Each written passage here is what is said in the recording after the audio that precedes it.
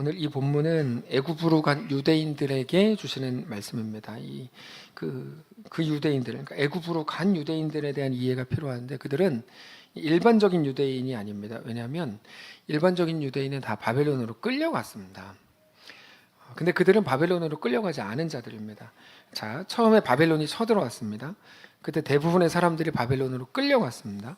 시드기야 왕도 그렇고 제사장들, 권력자들, 일반 백성들까지 거의 다 끌려갔는데 그때 바벨론에 끌려가면 죽는다 이 생각 때문에 바벨론에 안 끌려가려고 저항하고 숨어있던 사람들이 있었어요. 그들은 자기들이 바벨론에 끌려가지 않았기 때문에 자기들 복받았다라고 생각을 했습니다. 근데 예레미야가 계속해서 뭐를 말했냐면 바벨론에 안 끌려가고 숨어있는 게 안 걸리는 게 복이 아니고 바벨론에 끌려가는 게 복이고 끌려가지 않는 건 재앙이다 이 얘기를 계속했습니다. 자, 당장의 고통으로 보면 당연히 바벨론에 끌려가는 게 더 힘들고 고통스럽습니다. 시드기야는 심지어 두 눈이 뽑히기까지 했으니까요. 반면에 끌려가지 않았다면 당연히 이런 고통을 당할 이유가 없고 그런 고통을 당하지도 않았을 겁니다. 그럼에도 안 끌려가는 게 복이 아니라 바벨론에 끌려가는 게 복인 이유는 딱 하나입니다. 그게 뭐죠? 바벨론 포로를 허용하신 하나님 때문에. 하나님이 허락하셨고 그거를 통해서 하나님은 더 선하게 회복시키시기 위해 끌려가게 하신 거죠. 하나님은 그들을 죄악으로 죽어가게 놔둘 마음이 없었습니다. 그들을 고쳐서 쓰실 작정이었습니다. 그래서 바벨론은 학교라고 말씀드렸죠. 여러분, 우리가 어떤 고난을 당할 때, 고통을 당할 때 우리가 학교라는 인식을 가져야 됩니다. 그거는 학교입니다. 학교는 뭐죠? 공부하는 곳입니다. 자라나는 곳이고 성장하는 곳입니다. 더 잘 자라나게 하는 곳이 학교입니다. 다시 말해서 바벨론 학교를 통해서 자기들이 누군지, 자기들의 유일한 소망은 뭔지, 하나님은 누구신지에 대해서 깊이 생각하고 깨닫게 하시기 위해서 하나님께서 그렇게 바벨론을 허용하셨다는 겁니다. 근데 모두가 바벨론에 끌려갔어야 하는데 모두가 다 끌려간 건 아니고 학교에 안 간 애들이 있었어요. 다 학교 가고 학교 가는데 뭐 애들은 학교 가라 그러면 싫어하고 꼭 가야 돼요 막 이러잖아요. 근데 사실 학교 가는 게 복이죠. 학교 안 간다면 그거는 복이 아니잖아요. 근데 바벨론에 안 끌려가는 아이들이 유대인들이 있었습니다. 거기 가면 죽어. 야, 숙제해야 돼. 공부해야 돼. 수학 생각만 해도 끔찍해. 뭐 이런 식으로. 그래서 바벨론 안 가려고 그랬던 거예요. 헛똑똑이라고 부르죠. 그러니까 스스로 똑똑한 줄 알고 막 얘기하는데 사실 모든 일의 주권자이신 하나님을, 하나님의 마음을 알지 못하면 인간적인 똑똑한 말들은 다 웃기는 말밖에 안 되는 겁니다. 아무리 끌려가지 않고 걸리지 않고 순간적으로 고통이 좀 덜 했다고 하고 조금 더 남들보다 편안했다고 해도 그게 재앙이라는 걸 그들이 몰랐어요. 왜 재앙입니까? 하나님이 끌려가라 그랬는데 안 끌려갔으니까 재앙이죠. 끌려가는 게 왜 복이라고요? 하나님이 끌려가라 그랬으니까 끌려가는 게 복인 거예요. 그런 사람들이 학교에 안 가려고 숨어 있다가 권력자들을 다 끌려가고 바벨론 군대도 떠나고 특별히 그다랴라는 좋은 성품 좋은 사람이 권력자가 됐다는 거를 이야기를 들어가지고 하나둘씩 다 나타났어요. 근데 그다랴가 자기 인품을 믿고 하다가 이제 죽었죠. 다시 말해서 숨어있던 사람들은 그다랴라는 소망을 보고 밖으로 나왔는데 그다랴가 죽었어요. 소망인 줄 알고 나왔는데 소망이 죽어버렸습니다. 그러니까 그들이 생각했던 유일한 소망이 사라졌죠. 이제 또다시 바벨론이 자기들을 잡아갈지도 모른다는 두려움에 빠졌습니다. 그 틈을 타서 요하난이라는 사람이 백성들을 이끌고 뭐라고 그럽니까? 우리 소망은 오직 애굽이다. 애굽으로 가려고 했죠. 물론 그 전에 예레미야에게 하나님 말씀을 들려주십시오. 우리가 그대로 하겠습니다라고 얘기했고 예레미야는 안 된다. 하나님의 명령은 애굽으로 가는 게 아니라 유대 땅에 눌러 앉아 있는 거다. 그럼 여기 바벨론에 또 쳐들어오면 어떡하냐? 그건 관계없다. 하나님이 우리 하나님이시니까 이렇게 예레미야가 말했습니다. 근데 분명히 예레미야에게 말을 듣기 전에는 하나님이 무슨 말씀을 하시든지 우리가 다 듣겠습니다라고 했던 이스라엘 백성들이 예레미야가 자기들의 뜻과 다른 하나님의 말씀을 전하자 거부하기 시작했어요. 싫다. 그러니까 백성들과 예레미야의 대화를 보면 우리와 하나님의 말씀이 너무 비슷하게 반복적으로 보이는데 백성들이 하는 말은 우리가 하는 말이에요. 망하면 어쩌죠? 대학에 떨어지면 어쩌죠? 실패하면 어쩌죠?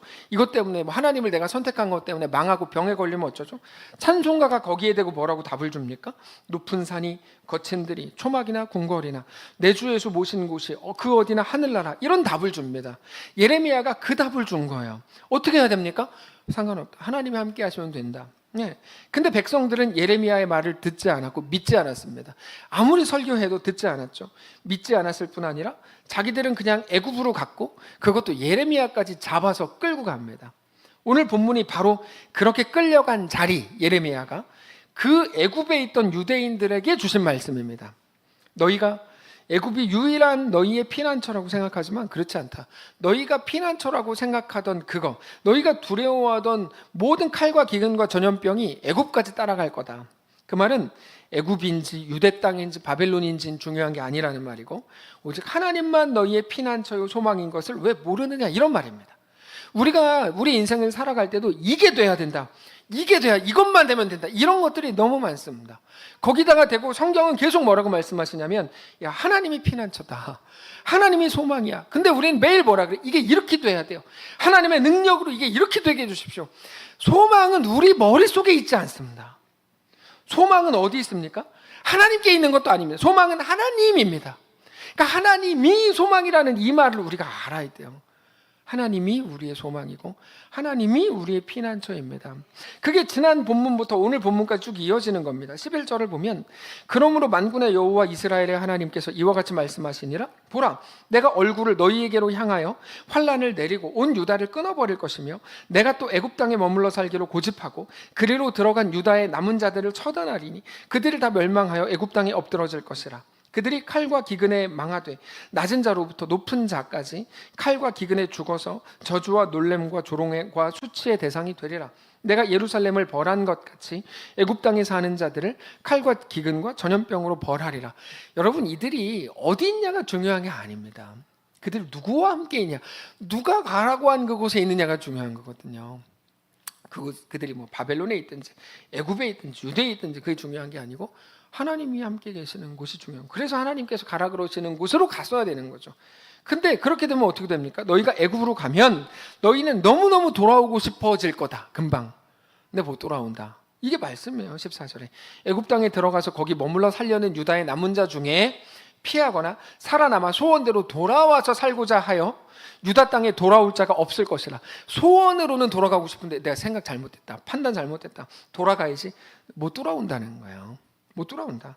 예레미야는 그들에게 이런 모든 말씀을 다 전했습니다. 말 안 한 게 아닙니다. 다 말했습니다. 설교자는 원래 하나님의 말씀을 전달하는 것까지 하는 겁니다.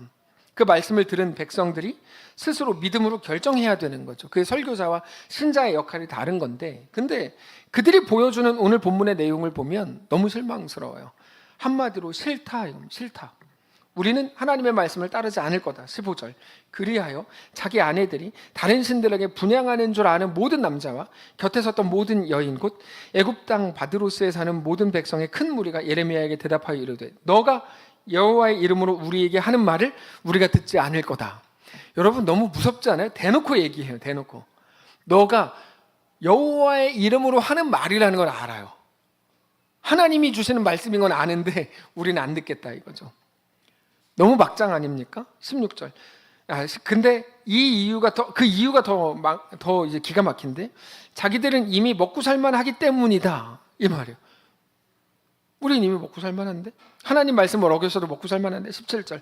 우리 입에서 낸 모든 말을 반드시 실행하여 우리가 본래 하던 것, 우리와 우리 선조와 우리 왕들과 우리 고관들이 유다 성읍들과 예루살렘 거리에서 하던 대로 하늘의 여왕에게 분향하고 그 앞에 전제를 드리리라. 그때에는 우리가 먹을 것이 풍부하며 복을 받고 재난을 당하지 않았다. 하나님 필요 없다.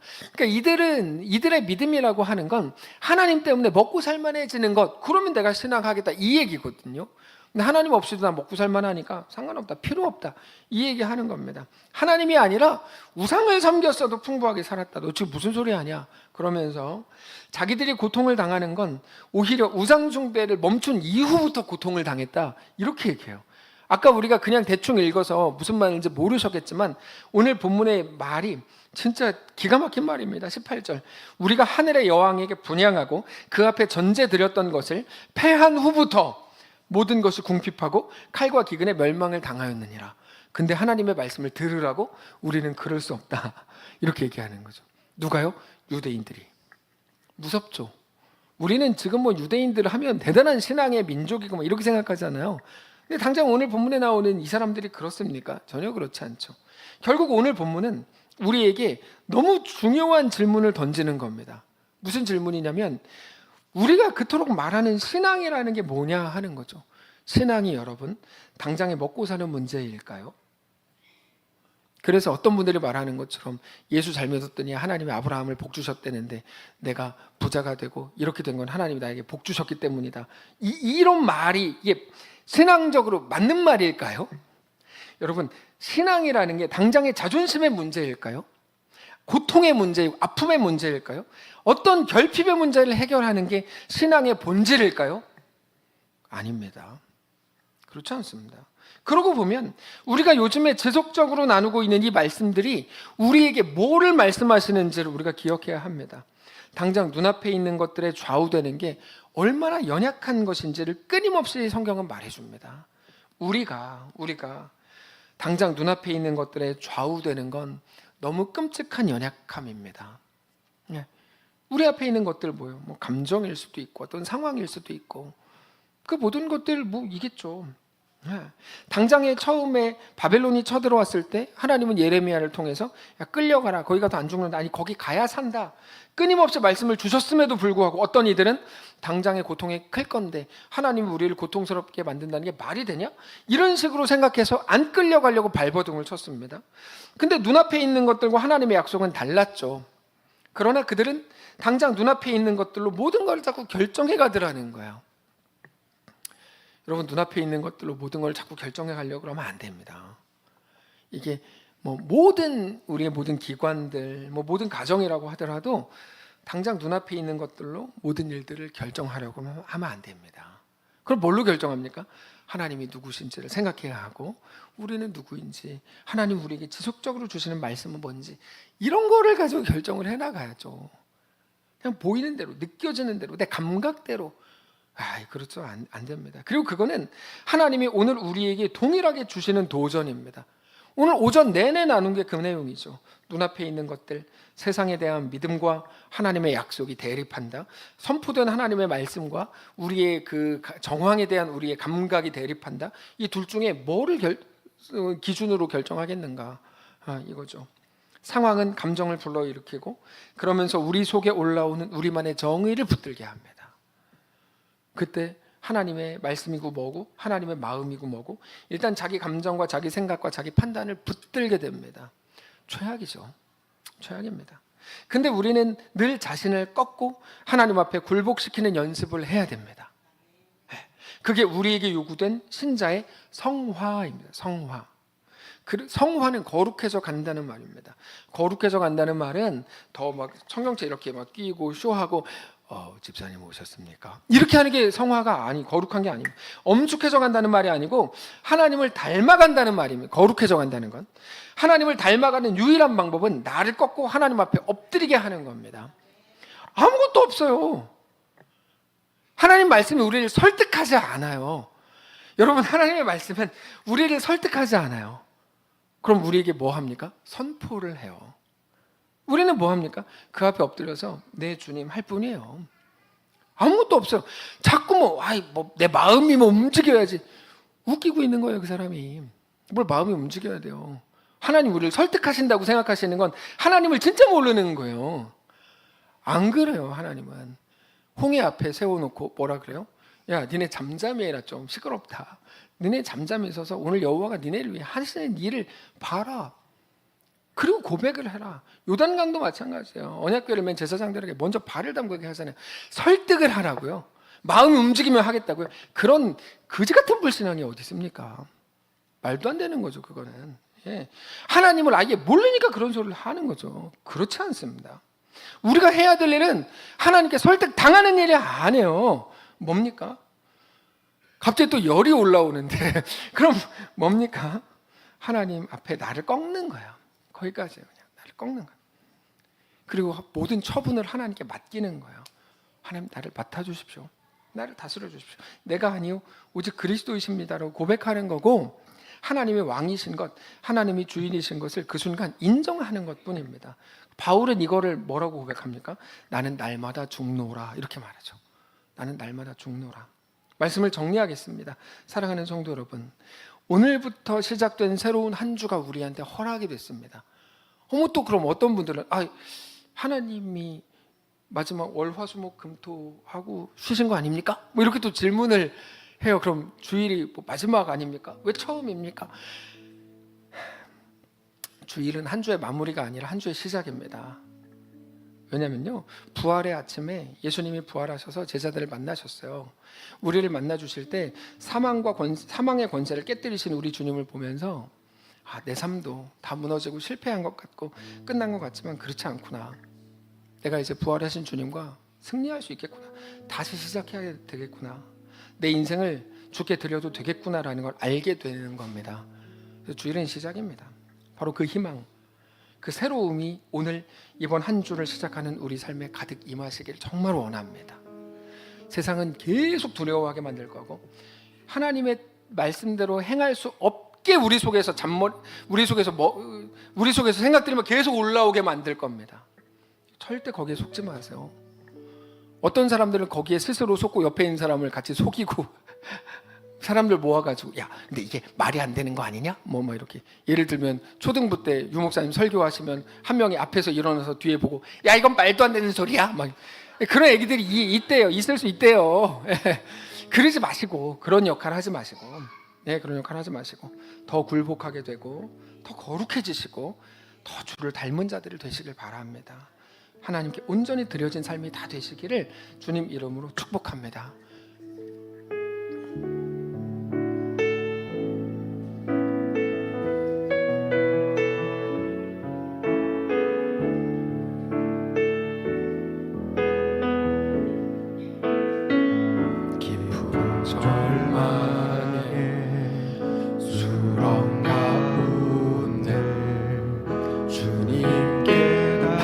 수 없던 우리 어두운 밤 중에 안 보이는데 하늘을 향해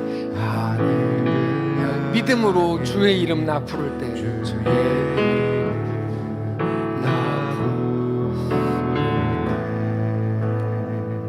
어둠을 뚫고 오신 주의 사랑 나의 절망을 거두셨네.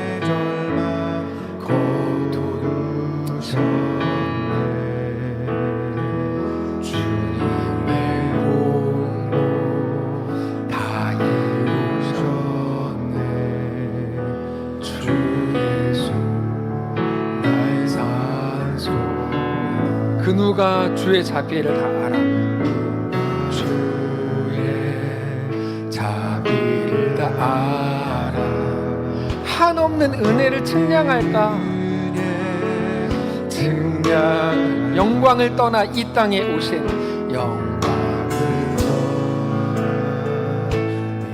우리가 짊어져야 될 죄의 값을 지셔서 죄가 되신 구주 예수, 주의 십자가 내게 말하네. 영원히 난 용납됐네. 너무 멋있는 고백이죠. 용납된 아름다우신 신과 나는 주의 그리스도 오직 나의 산소만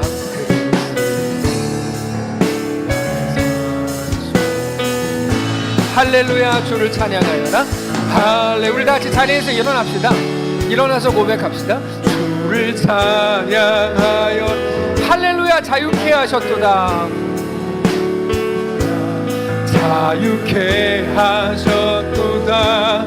죄의 저주 끊으신 주께 구원이 또다. 주 예수 나의 삶. 우리 오른손 들고 고백합니다. 할렐루야. 주를 찬양하여라. 할렐루야. 주를 찬양하여라. 할렐루야. 자유케 하셨도다. 자유케 하셨도다. 죄의 저주 끊으신 주께 구원이 또다. 주께 구원이 또다. 주 예수 나의 삶. 다시 한번 합니다. 눈 감고 할렐루야 주를 찬양하여라. 할렐루야 주를 찬양하여라. 할렐루야 자유케 하셨도다. 마음껏 선포하세요. 하셨도다. 죄의 저주 끊으신 주께 구원이 있도다. 주께 구원이 있도다. 주 예수 나의 산소망 나의 삶. 마지막으로 다시 한번 선포합니다. 할렐루야 주를 찬양하여라. 주를 찬양하여라. 할렐루야 자유케 하셨도다. 자유케 하셨도다. 죄의 저주 끊으신 주께 구원이 있도다. 구원이 있도다. 주 예수 나의 산소망. 우리 목소리로만 다 같이 합시다. 할렐루야 주를 찬양하여라. 할렐루야 주를 찬양하여. 할렐루야 할렐루야 자유케 하셨도다. 자유케 하셨도다. 죄의 저주 끊으신 주께 구원이 있도다. 주께 구원이 있도다. 주 예수 나의 산소망 나의 산소망. 하나님 각자의 형편이 다 다른데 누구는 막 잘 되고 있고 누구는 어려움으로 가고 있고 누구는 절망 가운데 있고 누구는 막 희망이 피어나고 누구는 아프고 누구는 건강하고 상황이 다 다르지만 오직 우리의 유일한 산소망은 오직 예수 그리스도인 것으로 인하여 감사합니다. 하나님 우리의 소망 되셔서 감사합니다. 우리가 사는 날 동안에 평생을 이렇게 두 손 들고 주님을 찬양하고 주님을 경배하고 하나님만이 나의 산소망이라고 정직히 고백하게 되기를 원합니다. 하나님 말씀 아닌 것들 때문에 매일 헷갈리고 내가 그것들에 설득당하고 신앙도 아닌 걸 주변에게 막 퍼치고 다니고 그랬던 우리를 불쌍히 여겨주시고 이제 성령께서 우리 가운데 내주하셔서 말씀하시는 그 음성, 하나님의 말씀, 하나님의 약속을 부여잡고 우리가 살아가는 궁궐이든 초막이든 그게 어느 자리이든 하나님으로 인하여 진정한 소망을 회복하고 하나님으로 인하여 살아갈 힘을 얻고 하나님으로 인하여 숨을 쉬게 되는 사랑하는 모든 성도를 다 될 수 있도록 인도하여 주시옵소서.